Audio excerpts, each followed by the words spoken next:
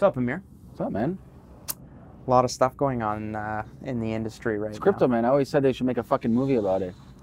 Well, I mean, whoever decides to basically document what's going on now, just alone in Canada with the Quadriga situation, I think is going to make for a wicked documentary.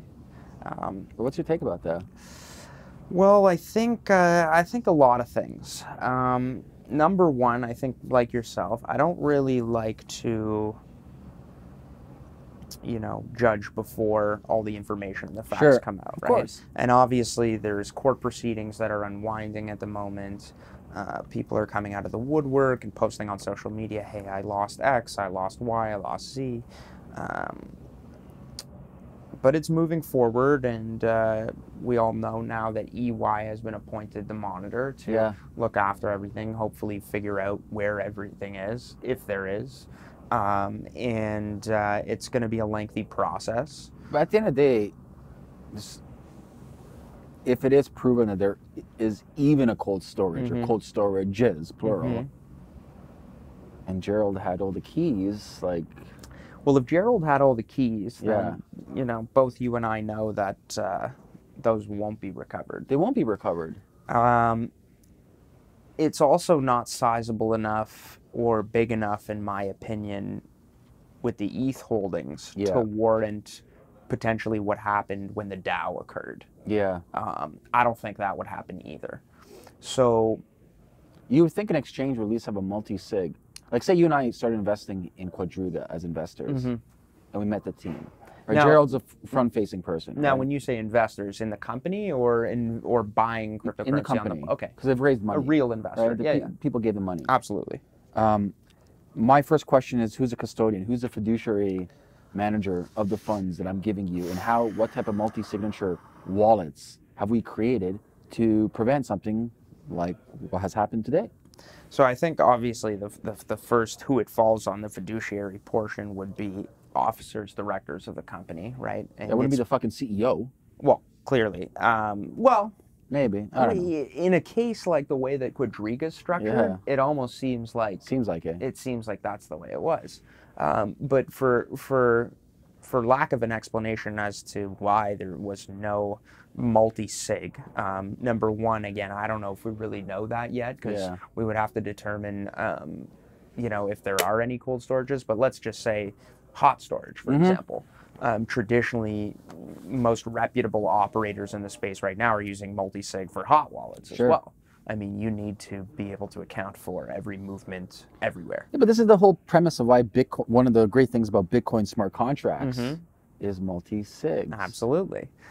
It's like, it's beautiful. Like multi-signature wallets, both cold and hot, are a beautiful invention. I totally agree. And I think that is the actual technical solution to the problem.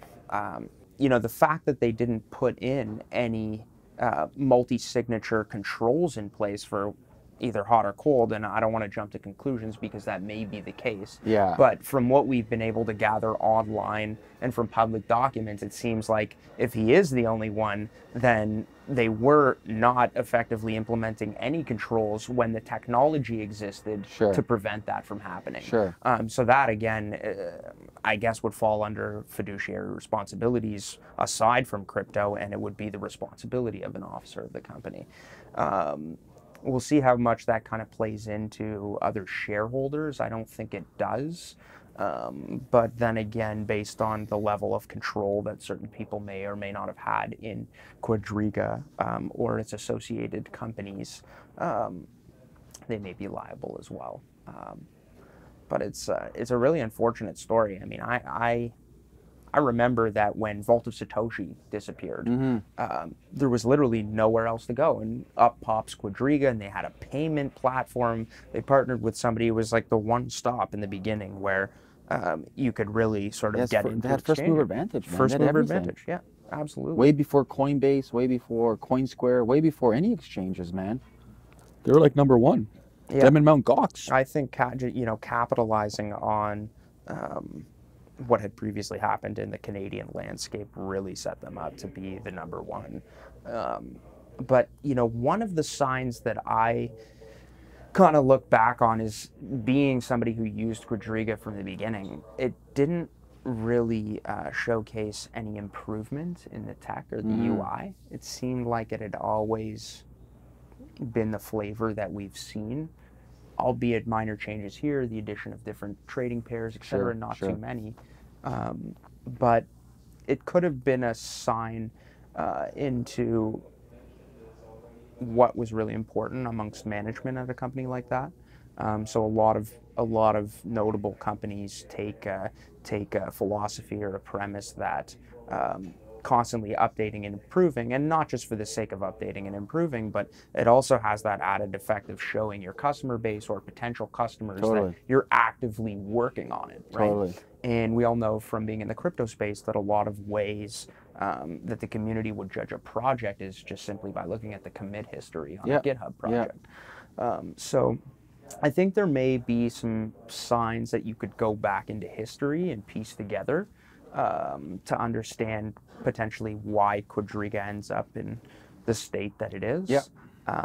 But there obviously is a lot of mystery surrounding not only the people involved, but as you noted, the controls in place, and we're living in the blockchain age, and the fact that there's no multi-signature is kind of a head scratcher, especially for somebody who was first mover, number one player in the space, 100 to 200 million in customer funds. I mean, that's a lot of money. I also think with the blockchain, it's quite transparent, so we can track all the transactions we've done in the past 2-3 years. And slowly but surely, I mean, we're seeing lots of investigators and researchers put together, the tracing of funds in and out, and it can simply start with any customer, for example, who received the withdrawal. You could potentially follow the chain back and try to discover the origin or at least the flow of said assets that ended up in your possession. But yeah, it's pretty scary to let's say a lot of people who aren't aware of the different types of technologies, and then let's just say uneducated regulators, they're looking at this going, they have no words. And again, back to multi-signature, it's an example like this where we actually have the technology that would have prevented this in the first place, and because it wasn't used, I don't think it has a negative effect too much per se on the community as a whole, because it's actually highlighting what not to do. It highlights that if you bite off more than you can chew and you grow faster than you're ready for, you're going to be under the radar of everyone, and any little move will eventually be scrutinized. But there's also a lot of what ifs. Like they're saying there's 170 million. I think it was 170. Well, I've seen a lot of figures. I've seen 130 US. I've seen 260 Canadian. Let's say a shit ton of fucking Bitcoin. Hundreds of millions of dollars, right? That is also a what if. There's no way right now I can technically prove that the supposed amount of Bitcoin has been lost. Right. And that's the $100 million question. We're thankful for some of the data at CBIX that we have, where we were pulling their order books since 2014. So we do have a nice sort of real-time pull from the order book information. But unfortunately, trading all occurs on a private database unless you're using a DEX or it's built on top of blockchain technology. So there's no way, in effect, for us to necessarily link these orders ourselves to any particular blockchain transactions. However, we are making it available to the monitor in order for them to potentially do a cross-check. So the beauty of the blockchain is, or one of them is immutability, right? However, the private database where all the trades occur, that could be done with whatever the operator wants. And so we're thinking that our collection of data in this data set we have may be of use to the monitor in determining whether there's anything on the internal side that they began to change or alter. Not sure kind of where that would go, but at least it may help in establishing if the record sets that Quadriga itself is providing to the monitor are relatively accurate, right? I mean, just because a database can be modified by somebody doesn't mean that it's not accurate. We just have a harder time to prove that it is accurate. And so I think this case will unfold, over the next several months. I don't think it's going to take as long as traditional cases like this involving an amount that size that's owed, just given how many people are involved in this process at the moment, from the company itself to communities, and then of course a lot of traditional financial and forensics experts are jumping into the fray to help the monitor, to help the corporation, and either to help law firms representing creditors themselves. So it's quite a story. I really think it should be a documentary, like you said. I can almost picture it's like the crypto social network. I think it's a safe bet to say I don't think so people are getting their money back. I think they'll be lucky if they get about 10 cents on the dollar. And where's it going to come back? Well, from insurance policy? Do they even have insurance policy? It seems like a portion of the total amount is actually in fiat. Oh, okay. And so if that is, if that can be found, and I think half of it has to do with the third-party payment processors who are holding bank drafts from the previous CIBC issue that they had. So we'll see how much that can garner. The company itself may have assets as well, so I imagine that those would be sold. I imagine the customer list is valuable to competitors in the space, myself included, potentially a domain name. I'm not too sure about the IP, the trading platform and the trading software, just as I kind of mentioned earlier, that I don't think it has been improved to the level of being able to compete with what's now out there in Alpha Point, our Pro platform, a lot of other sort of high frequency style systems. So we'll see what they'll be able to garner. And of course, it was noted that the monitor can charge up to, I believe, $2 million in its work that it will perform during this proceeding. So it's tough to say. It's tough to say what's there. And then, of course, if a lot of people are starting to get the impression that there may not have been any cold wallets, well, that's for certain, a nail in the coffin towards not being whole, or not being made whole. You're right, it might be short, but I think it's the whole legal process is gonna take a look. Look at magogs. Right. It's still going now. The old news of Brock Pierce says he owns it. I don't fucking know. I know, it's crazy. This case is gonna take a long time, man. But I think what I was inferring was we're gonna know where everyone stands a lot sooner than I think the court proceeding, right? Like, I think it will be discovered relatively soon, whether or not. Because the case is so interesting. It's like there's too many people. Yeah, but it's also like, he goes to India, he passes away due to medical reasons, and then if you keeping up the news, 2 weeks prior, he wrote his will. His wife has different names of multiple properties, allegedly. This is all allegedly. His business partner has separate names. And allegedly, Allegedly, and has a whole alleged connection to other stories that would pique interest around a situation like this. So there's a lot of just alarm bells that go off in my mind. There's definitely a lot of alarm bells. I think it's harder in sort of a new industry to also discover those. Yes. Because we as the community, we take more of an optimistic approach towards almost anything. Sure. And so it's almost like a lot of people do not want to believe that it's true, that Jerry could do such things, or that this money could disappear, or that there never was any money. And so these are... my rational thinking is there's never money.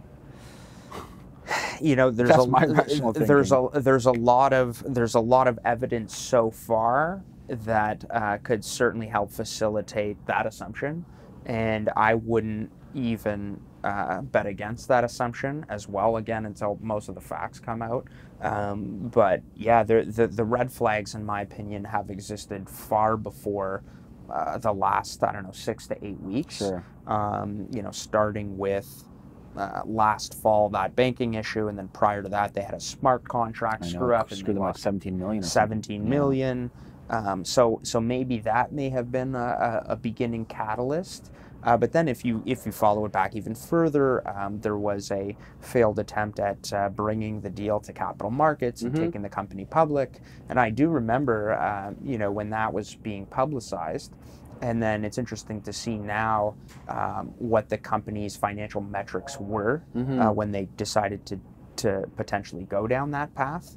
They would have been much better off waiting until December. Sure. But then again, I think potentially if you go back that far, you see, okay, what's required in bringing a company to the public markets? There's a lot of compliance, there's a lot of regulation, there's a lot of auditing and fees that are to be done. So it's possible that they didn't even pass that test. For them, it was just about continuing to take advantage of potentially the unregulated state that we're currently in. And, for better or for worse, it almost seems like their lack of development, these sort of pre-stories, would put it in the basket of not thinking about what the next evolution of the landscape here will look like in a regulated environment. Because, I don't think if a company like that couldn't take itself public 3 years ago when its profit, I think the statement in the article was around $90,000 or $100,000. If you couldn't do it then, when your books would probably be a lot smaller than what they would be now, it was probably also a flag or a hint, if you will, as to the state of Quadriga. And it really pains me to come to some of these conclusions, because as somebody who used Quadriga personally, and somebody who had, for all intents and purposes, during the last run, I successfully exited my whole position off the exchange. Maybe it was a timing issue. I tell most people, man, like, unless you're a trader, like using a pro service, if you're buying some crypto, buy it on the exchange. And if you're planning to hold it long term, unless the exchange has some kind of insurance policy, like Coinbase has insurance policy. Or even themselves publicizing that they have these vault platforms, etc., which is fancy cold storage, but at least they're doing it. They're doing it, and if they don't have it, like, take it off. Like, there's no reason for you to hold 5K, 6K, 7K on exchange. I would totally Like, if your whole purpose of it is holding, like, why hold it there? Just take it off. Absolutely. And we at BitBuy as well, we put out a lot of material and a lot of content to educate our users. What's the beauty of crypto? What's the beauty of blockchain? And, it leads me back to the cliche, be your own bank. These customers, clients of these exchanges need to be made aware that, just because they've purchased some crypto, that doesn't mean that you now can take advantage of what blockchain has to offer you, because you have to use it. You have to use the blockchain. You have to set up a wallet. You have to move your assets. And obviously, there's a bunch of technical barriers to entry for people. But we try our best to teach people about that process. And there's great companies now that have created some pretty cool wallet software and services in order to help sort of bring down that complexity of doing something. I mean, I'll never forget in the very beginning when I was mining a little bit. Okay, I need a wallet to send to, and I'm like, oh, what do I do with the wallet? It's like, oh, just set up a node. And it's like I'm running a full node just for my own wallet, right? And it's downloading the blockchain every day, and so, there's been a lot of evolution in the space to sort of reduce that MO for people who use exchanges. But we still see that according to this situation, there's a lot of people who left assets on the exchange. I was reading an article in Bloomberg about, I believe, one of the gentlemen who's being represented by Bennett Jones. I think he had about $550,000. According to the Bloomberg article, it was his life savings. This guy's a programmer. And so there's the double entendre, though. The programmer. So you're telling me if you're a programmer and you're knowledgeable about how, at least more than the average person, about how blockchain works, the different components, the infrastructure, and you left it on an exchange. How much of that is the exchange's fault? Obviously, no exchange should ever go under, and if they steal or take things, they're liable. But fault is a very important test here. because we look back at Mt. Gox. It's not the Bitcoin blockchain that got hacked. It's Quadriga. It's not ETH that got hacked. It's not the assets themselves that got hacked. It's the implementation done by these operators. So then where do you see the Canadian landscape then in the next year now, since Quadriga is gone? So I think obviously that provides a lot of opportunity in the space. We're getting a lot of attention and a lot of press, and we're doing our best to continue to roll out and improve our offering at such a degree that captures sort of what's happening in the marketplace. Our signups have been going through the roof since this began to happen, and people aren't going away from Bitcoin. They just want to find another trusted third party. And hey, it pains me to say it, but that's essentially what all these exchanges are. And if they're not transparent and upfront, then they're going to harm the community as a whole, because that's how most people get into crypto. Is simply purchasing the asset. And then when you get into values above the middle class, and there are a lot of institutional and accredited high net worth individuals who want to play in crypto, and they want exposure to crypto.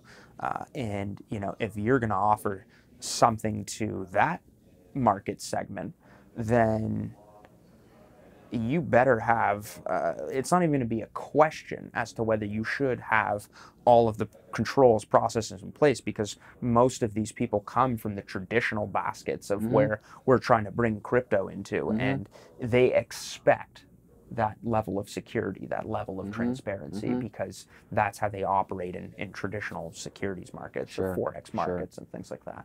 So I think it's a good thing. I don't think it's a good thing as far as the people who are obviously left holding the bag. But I think what it does is obviously every time there's a mistake, it gives you an opportunity to learn. What did we do wrong? And this is just another event like that in crypto.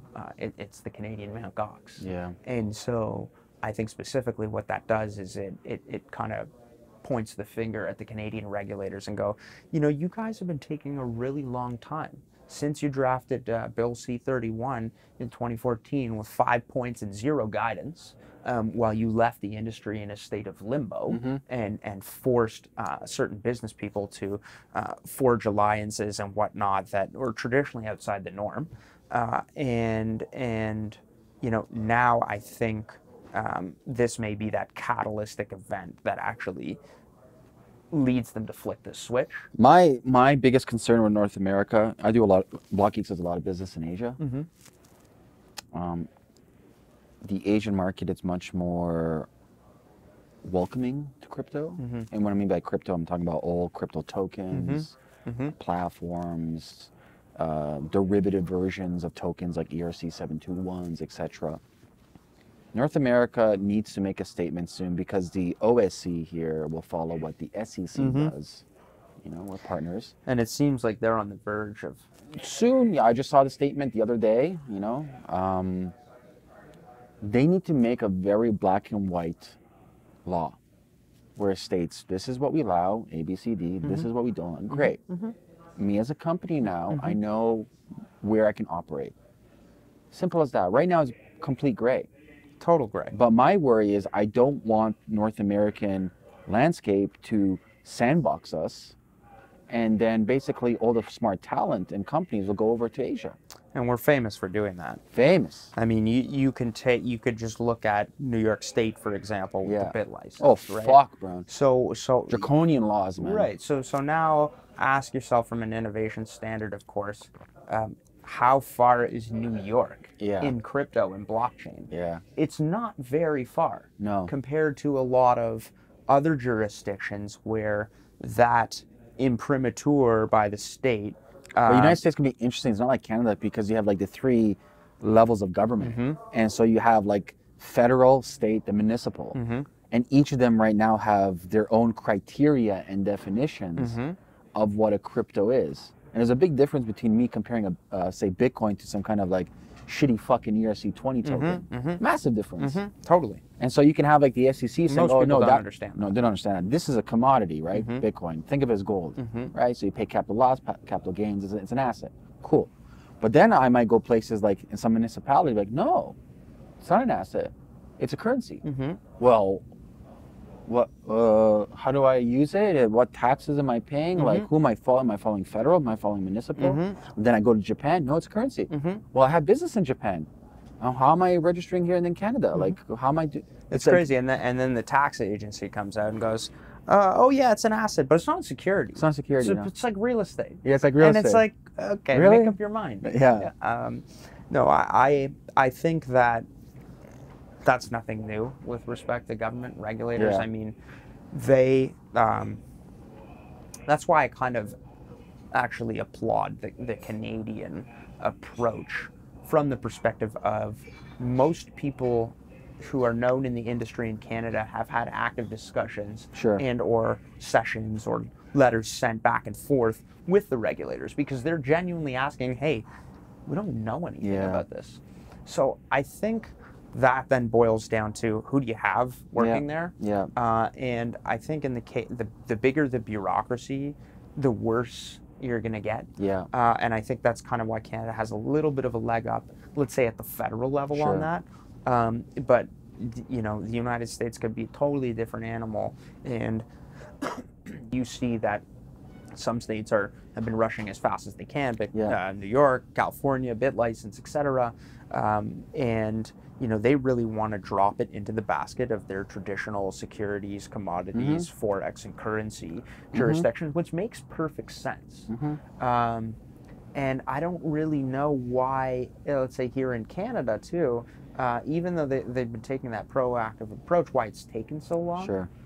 And I think, you know, the longer you take, the more you let a Quadriga CX situation happen. You know, had you slapped down more guidance a year ago or a year ago before that, Quadriga may not have been allowed to potentially operate reserve style, if you will. And, you know, it shouldn't. No crypto company should. Because that's no company in general. No company. Well, tell that to the banks. Yeah, the Fed. But every dollar becomes $10.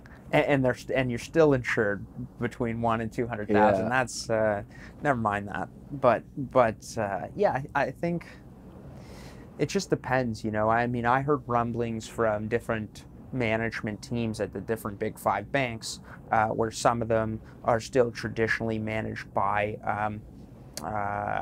you know, senior gray hair type executives, and but at BMO apparently there's a team, and it's really young guys like 40 and under that are in the power positions, and that would sort of align with listen, if the banks the bank's adoption towards cannabis and blockchain. Right? If banks in Canada don't smarten up, like, we won't need them. Like, you go to Asia, everything I do is on WeChat.